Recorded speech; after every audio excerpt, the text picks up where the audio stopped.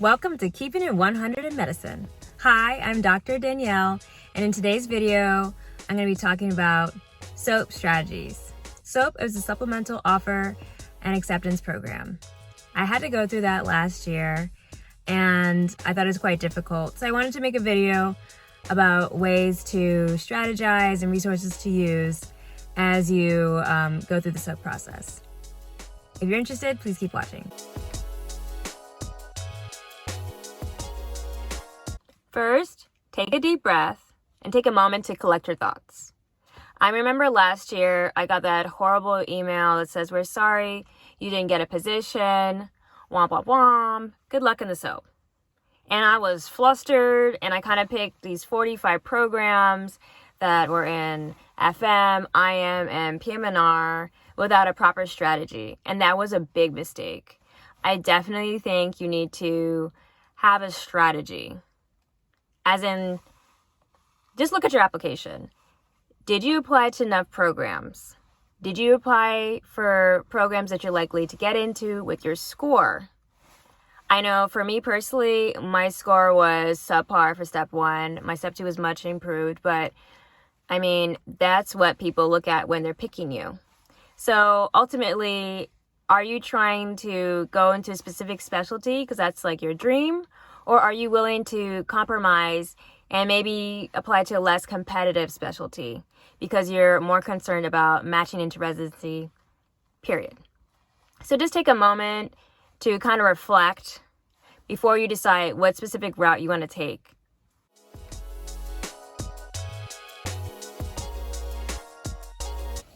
Next, it's time to do your research. After you've decided what specialty you want to apply to, now you can go on to the National Residency and Matching Program, NRMP, where you can access the R3 section, which tells you there's X amount of internal medicine, X amount of family medicine, general surgery, etc.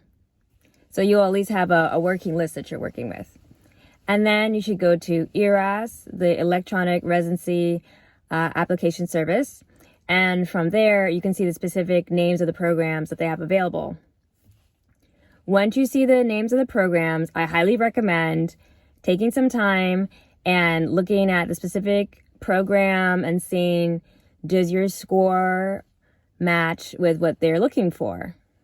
You can use something free like Residency Explorer, or if you've already paid for something such as Match a Resident, you can use those to see how you match up for what they're usually looking for.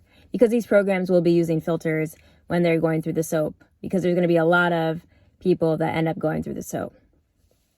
And honestly, don't shy away from having family and friends help you out as well, because it is a lot of work, and it would be really great if you could have them, because you only have those 45 spots, and you need to do all of this submission before Tuesday at 8 a.m., where the new programs will be able to see your application. So definitely try to do that very quickly. My next point is going to be about location. So when I applied to internal medicine, family medicine, and PM&R. So I'm from the South. And when I applied for family medicine, I only applied to a few places in the South. And I applied to a lot more in the North because I heard that the northern states like New York and New Jersey are IMG friendly. Boy, was I wrong, because the only interview that I got for family medicine was in the South. My friend, on the other hand, who is from the northern states, got a residency interview for family medicine in the North. Or at least like 3 of them actually. So that's where I realized, wow, location does matter as far as family medicine is concerned. The internal medicine and PM&R, I did not care where I was from. They're just like scores only. So in retrospect, I say if you're planning to apply to family medicine, pay attention to the location that you're applying to. And also, honestly, please consider places that are less touristy. And touristy states are like New York, Florida, Texas, California. Try to apply to states that are in the Midwest or more rural areas, because you're more likely to have options over there. I know for some people they're not their top choices, but your goal is to get a residency spot, right? So apply to those areas.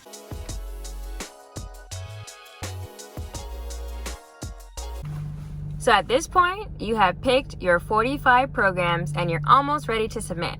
But before you do that, make sure that your personal statement is up to par. Did you write a personal statement that is related to the specialty that you're applying for? Personally, I suggest switching out the name of the specialty that you originally were if you're switching for another one, just so it flows. And please do a thorough check of your whole application before you push submit. So now it's Tuesday, and hopefully you're going to be getting lots of interviews and you're going to be happy. But keep in mind, have your phone charged, ready, right by your side. Notifications are on, because you don't want to skip a beat. You want to be able to answer and reply to any of those emails when they come in. And as far as interviews are concerned, you may get 2 or 3 people. That's what I had. And it was about 15 to 20 minutes total. Be prepared to answer any of the same regular questions that they asked you during the interview season, including tell me about yourself, what makes you unique, why this specialty, and the most weird one, awkward, why are you in the soap?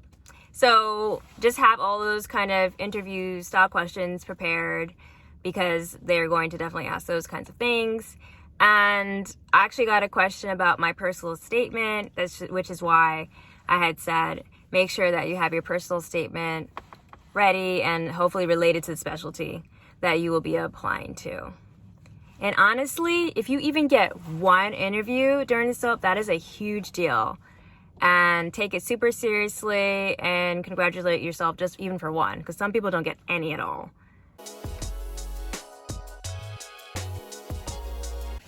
The main interviews will be on Tuesday and Wednesday, and Thursday will be the day where they go through those 4 rounds. Personally, I say submit all your 45 applications on the Monday so you can get as many interviews as you can, because it's less likely that they're going to interview people still on those rounds on Thursday. So I know this is a super stressful time, but remember, there is still hope. I went through this soap process, and unfortunately, I didn't get anything from the soap, but I did get a residency spot after match, post-soap. So I will make another video on strategies or whatever I did to try and get a residency spot after the match. But I hope that this video was very helpful for those who will be going through the soap process. I wish you all much success.